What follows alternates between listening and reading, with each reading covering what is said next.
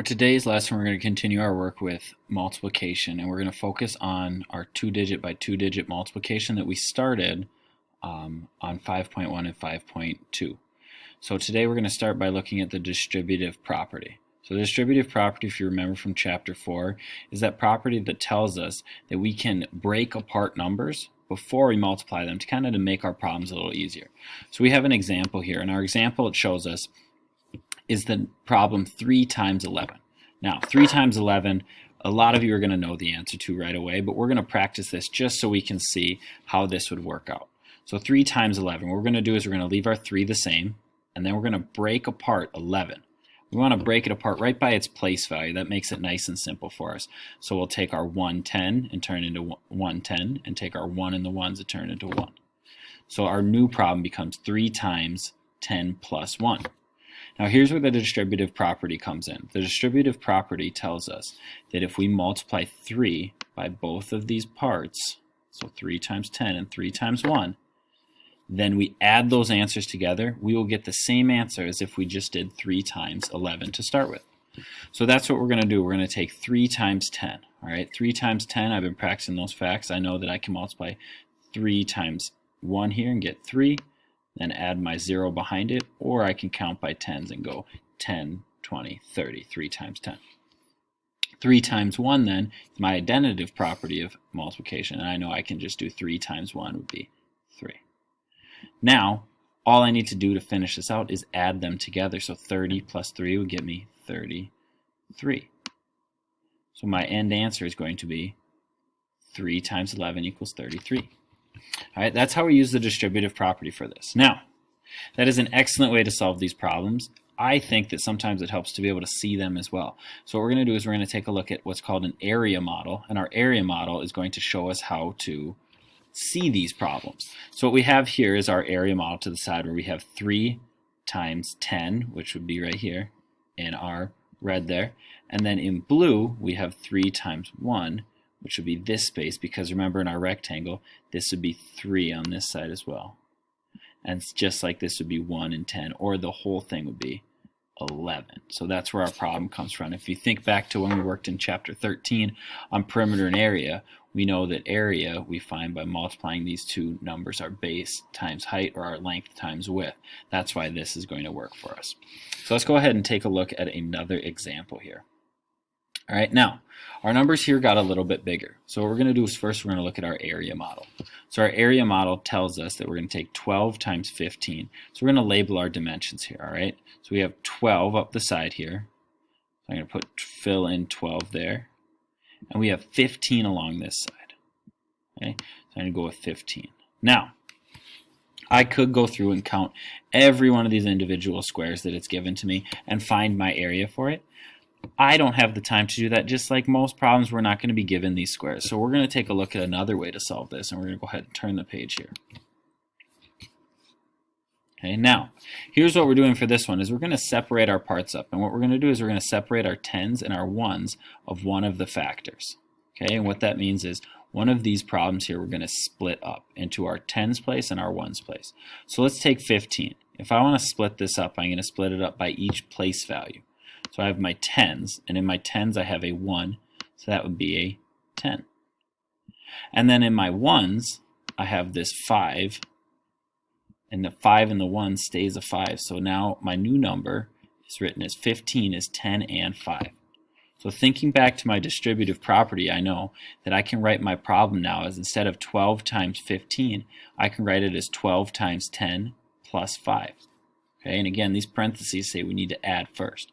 So what I'm going to do is I'm going to break that apart with my distributive property. Okay, my distributive property shows that I'm going to turn it into actually 12 times 10 plus 12 times 5. So what we're going to do is we're going to break this apart here. So I still have my 12 on the side. Now this is where it changes up, because my 12 stayed the same, you'll see the whole time. So this side stayed the same. So this would also be 12 over here if I want to label that. The top, however, is going to be split up, and I split it up into 10, so this would be my first 10. And I split it up into 5, so this would be my 5 over here. Okay. Now if we look down here at number 3, we see that we're going to continue our work here. So we have 12 on the side, we have 10 on this side, and we have 5 on this side, and this side would also be a 12. So really what we're doing now is we're doing our separate multiplication problem. So I can do that over here. And I've been practicing a lot with these multiples of 10. That's what we worked on in 10.1 or in 5.1. So that's what we worked on with there. Now what I'm going to do is I'm going to do my multiplication here. I know that 12 times 10 is going to get me 120 because I've been practicing those tens. And I know that 12 times 5, I can count by 5s that high. Or if I know 10 times 5 is 50, and then I have 2 more 5s, so 55, 60.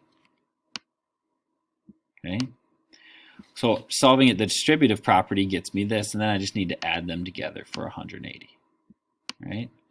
Again, with our area models, this really just allows us to see what our distributive property is doing.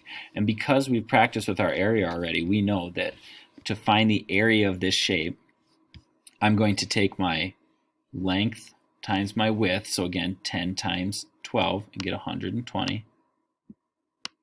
And then over here I'll do the same, and I'll take 12 times 5 and get 60. All right. Now the reason that it's broken up is again to make those numbers easier with our distributive property. Instead of multiplying by 15, we multiplied 2 problems, one by 10 and one by 5. And then this whole shape here is our original square for that 12 times 15, with these sides being 12, and if we add these together, this side would be 15. So that's why our area models work so well. Look at number 3 now, so we get a little more practice with this. So for number 3, we're going to work through this similarly, where this time we're given a little bit larger numbers, but we're still going to work through the same process, so it will be solved the same way. So this time we're given 36 times 24. Now, they decided to break it apart for us already, where we're going to break up this 24. And 24, we're going to break it into 20 and 4. Right? So when I break that up, it's 36 times, in my parentheses, 20 plus 4, or 24. And what I know about my distributive property is that if I multiply 36 by 20 and 36 by 4, and then add them, I'll end up with my answer. So that's what I'm going to do down here. Okay, so I have my 2 problems now, and I need to solve to add them. So they drew our area model for us. Again, our 36 will stay the same as this length. It will stay the same over here. And then we would have 24 across the bottom. With our area models, remember, we're breaking that up, and we always like to break it up by place value, where we have our tens place and our ones place represented. So our ones place is that 4, and a 2 in the tens place gets us to that 20. So that's where this area model comes from. But if you look, we do have our original problem. 36 times 24 is this length. So now what we're going to do is we're going to go ahead and go in and solve this. So in 5.1, we worked on doing these multiples of 10. So what we're going to do is we're going to do 36 times 20. And how I like to solve these is I like to ignore this one right away. We're actually just going to put it straight down here because this is really 2 tens. So if we put the 0 down here, that represents our tens. Now I'm going to work through this and solve like I would just 36 times 2. And we've practiced those a lot going back to chapter 4. So I'm going to start with my 2 times 6. 2 times 6 I know is 12. My 2 will end up down here. And then I put my 1 up top. And I'm going to save that for later. Now I have 2 times 3. 2 times 3 I know is 6. But I need to add this 1 back on. So I know 6 plus 1 would get me 7. So when I do my math, I get 36 times 20 can equal 720. And then I could go in and solve this one the same way, 36 times 4. And again, this is one that we've practiced a bunch with these 1-digit by 2-digit multiplication problems. So I'll start with 4 times 6. 4 times 6 I know is 24. My 4 goes on the bottom. My 2 comes up top. And then 4 times 3 is 12, but I need to add this 2, so I end up with 14, so 144. And that would go on this line.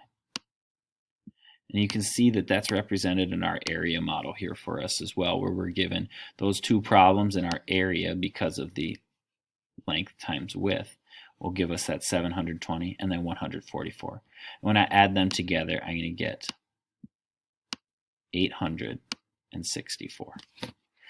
Take your time working through this. Make sure to look at all the examples. you need to rewatch this video, go ahead and watch it one more time. But really just remember what you learned in 5.1 and 5.2. Kind of fall back on that, because our multiplication is really going to all work on these same kind of skills here, where we're just working with what we already know. So we just keep building slowly on it. Remember to use your multiplication helper sheet as well, so you get those facts correct.